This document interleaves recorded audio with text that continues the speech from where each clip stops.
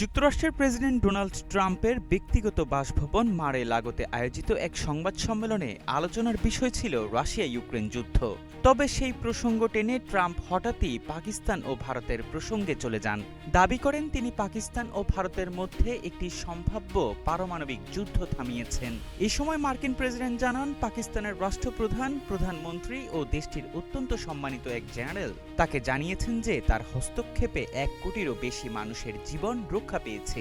এ সময় দ্বিতীয় মেয়াদে হোয়াইট হাউসে ফেরা ট্রাম্প প্রকাশ্যে পাকিস্তানের সেনাপ্রধান ফিল্ড মার্শাল আসিম মুনিরের প্রশংসা করলেন। কিভাবে ট্রাম্প ও আসিম মুনিরের এই রসায়ন সৃষ্টি হলো তা উঠে আসে আল জাজিরার এক প্রতিবেদনে। সবচেয়ে আলোচিত ঘটনা ঘটে অক্টোবরে মিশরের শার্ম আল শেখে অনুষ্ঠিত শান্তি সম্মেলনে। গাজায় ইসরায়েল হামাস যুদ্ধবিরতির সমাপ্তি অনুষ্ঠানে বক্তব্য দিতে গিয়ে ট্রাম্প পাকিস্তানের প্রধানমন্ত্রী শাহবাজ শরীফের উপস্থিতিতে আসিম মুনিরকে উল্লেখ করে বলেন তিনি তার প্রিয় ফিল্ড মার্শাল। এর আগে ট্রাম্প আসিম মুনিরকে একজন দারুণ যোদ্ধা, খুব গুরুত্বপূর্ণ মানুষ এবং অসাধারণ মানবিক ব্যক্তি হিসেবেও বর্ণনা করেন। জুনে তাদের প্রথম সাক্ষাতের পর ট্রাম্প বলেন পাকিস্তানের সেনা প্রধানের সঙ্গে দেখা করতে পেরে তিনি সম্মানিত বোধ করছেন। বিশ্লেষকদের মতে ফিল্ড মার্শাল আসিম মুনিরের নেতৃত্বে যুক্তরাষ্ট্রের সঙ্গে পাকিস্তানের দীর্ঘদিনের টানাপোড়েন সম্পর্ক নতুন করে প্রাণ পেয়েছে।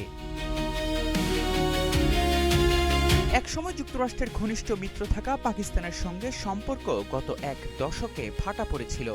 ট্রাম্প তার প্রথম মেয়াদে পাকিস্তানকে মিথ্যা ও প্রতারণার দেশ বলেও মন্তব্য করেছিলেন। তার উত্তরসূরি জো বাইডেন একবার পাকিস্তানকে বিশ্বের অন্যতম বিপজ্জনক দেশ বলে মন্তব্য করেন। কিন্তু দ্বিতীয় মেয়াদে ক্ষমতায় এসেই ট্রাম্প সুর বদলান। কংগ্রেসে ভাষণে তিনি কাবুল বিমানবন্দরে এবি গেট হামলার এক অভিযুক্তকে গ্রেপ্তারে পাকিস্তানের ভূমিকার প্রশংসা করেন।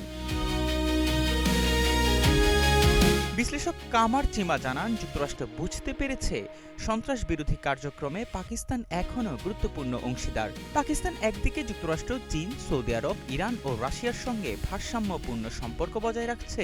মধ্যপ্রাচ্য ও মধ্য এশিয়ায়ও দেশটির কূটনৈতিক তৎপরতা বেড়েছে। ট্রাম্প জানান, পাকিস্তান ইরানকে যতটা বুঝতে পারে অন্যরা ততটা বুঝতে পারে না।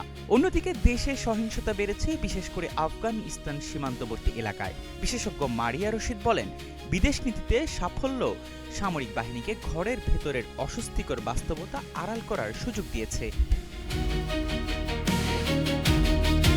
বিশ্লেষকদের মতে আসিম মুনিরের উত্থান শুধু একজন সেনা প্রধানের ব্যক্তিগত কূটনৈতিক সাফল্য নয়, এটি পাকিস্তানের রাষ্ট্র ব্যবস্থায় সামরিক প্রতিষ্ঠানের চিরচারিত প্রভাবেরই নতুন রূপ। ট্রাম্পের প্রিয় ফিল্ড মার্শাল হয়ে ওঠার পেছনে যেমন আন্তর্জাতিক বাস্তবতা কাজ করছে, তেমনি ঘরোয়া রাজনীতির সমীকরণও এতে গভীরভাবে জড়িত।